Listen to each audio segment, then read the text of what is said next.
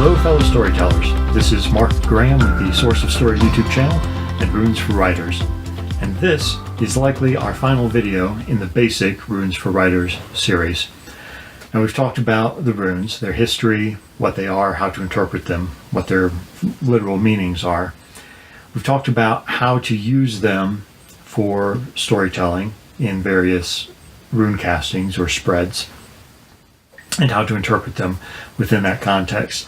And we've talked a bit about how this works from a psychological standpoint, psychological basis. In this final video, I want to give you a final pro tip, and that is on the importance of ritual. Now, before you run screaming for the hills, please understand I'm not coming at this from a religious viewpoint.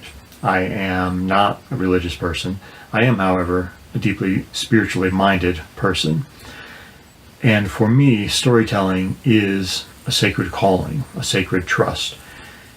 And if you've been called to tell a story, if the muse has tapped you on the shoulder, has whispered in your ear, if that story has come to you in a dream or just sitting on a park bench or driving in your car, however a story may have come to you that you cannot let go and that you cannot rest until you have told that story, and I believe you've been given the sacred trust as well. Now, there's nothing wrong, nothing to be said against storytelling for entertainment's sake. To give a person a few hours of distraction, of laughter, of heartbreak, of just experiencing emotion, experiencing life. You've done a beautiful, beautiful job. And a great service to humanity in that. If you feel, like me, that you have been called to this mission, to tell one story, to tell many stories, then I want to encourage you, and you may already do this, but I want to encourage you to establish a type of ritual, specifically in the rune casting, but also in your writing practice. And this is not simply to appear spiritual. It's not simply to give a level of importance or gravitas to this hobby, as others might look at it. No, the important thing to understand is that it is on the subconscious level. We talked about this briefly. On a subconscious level, that is where we connect with story. Now, the story may originate at a higher spiritual level.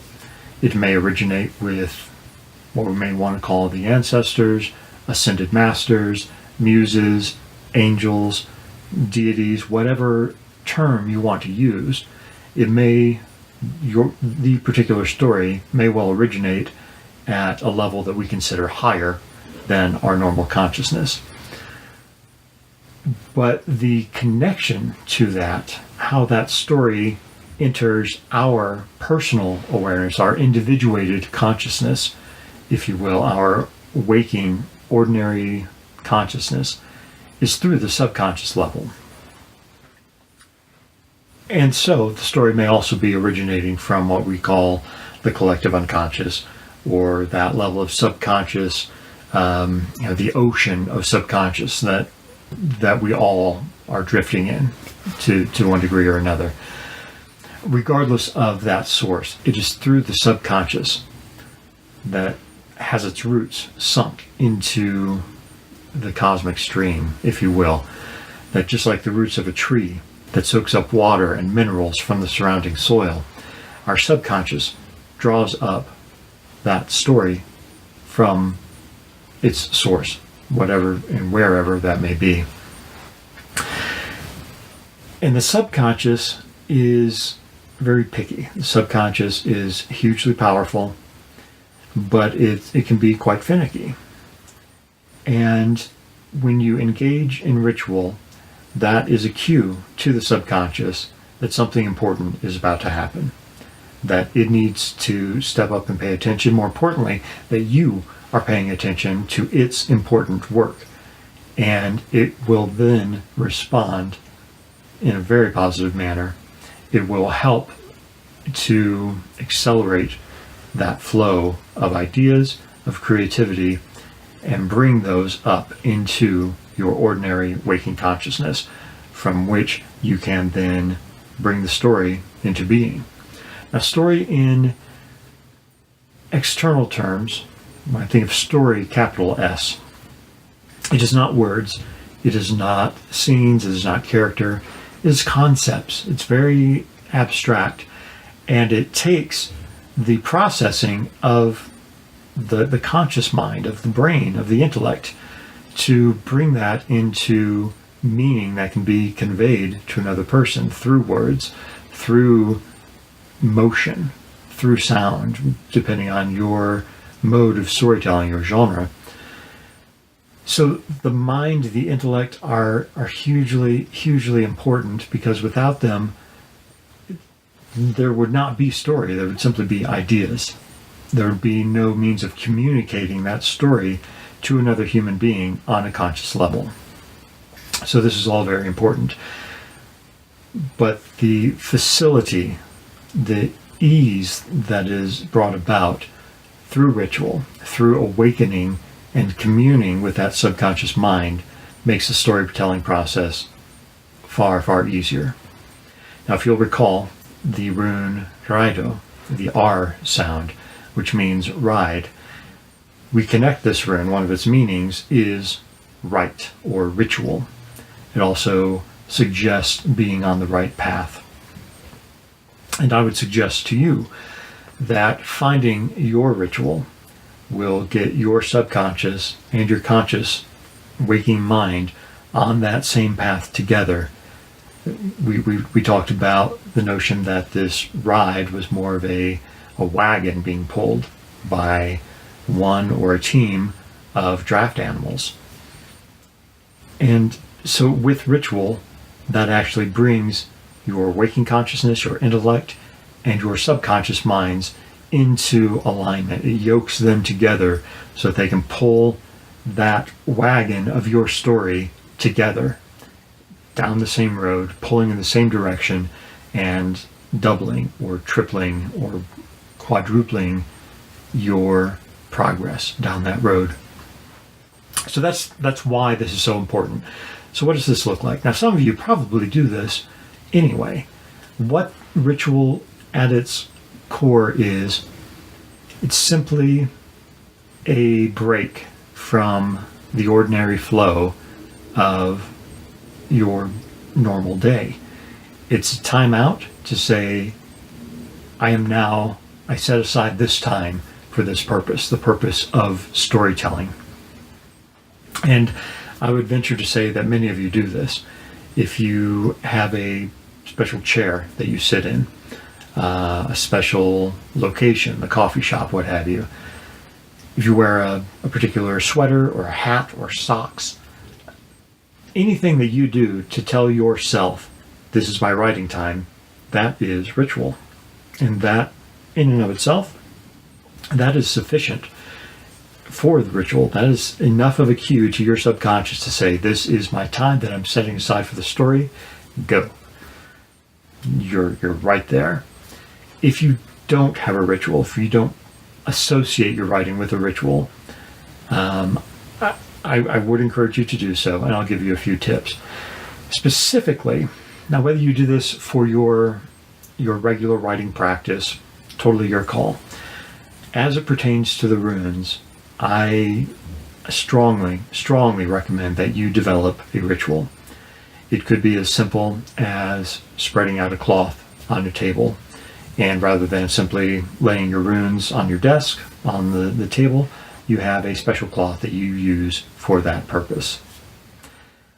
If you are so inclined, a candle, lighting some incense, putting on special music, anything that is, as I said before, that is a break from your ordinary run-of-the-mill day-to-day activity, that sets aside a time, a space, a frame of mind, or specific implements for the rune casting.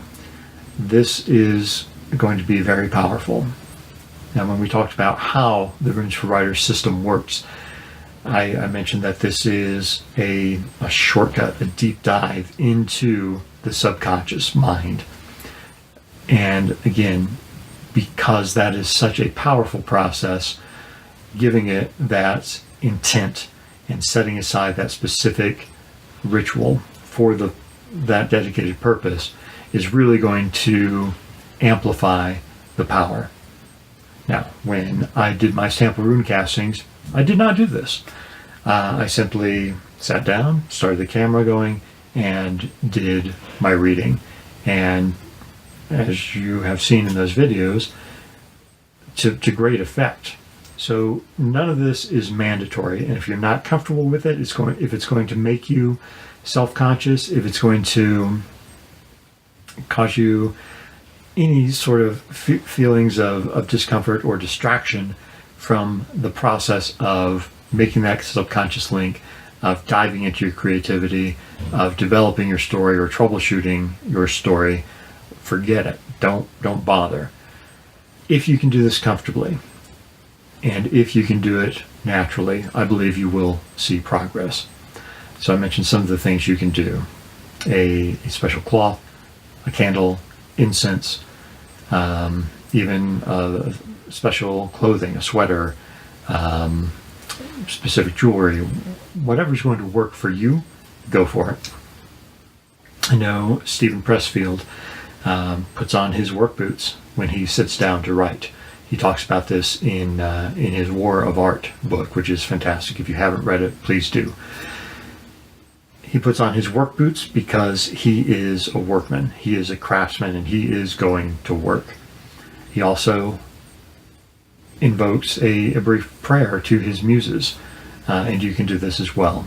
Again, I don't want you to go in any place that is going to make you uncomfortable or self-conscious, or get in the way of any deeply held personal beliefs. If you have a religious background and are so inclined, then prayer may work for you. If you're irreligious or more secularly inclined, then simply stating an intent. This is my writing time. This is my time to work with the runes. Even just a verbal acknowledgement that you are setting aside this time for this purpose will be enough.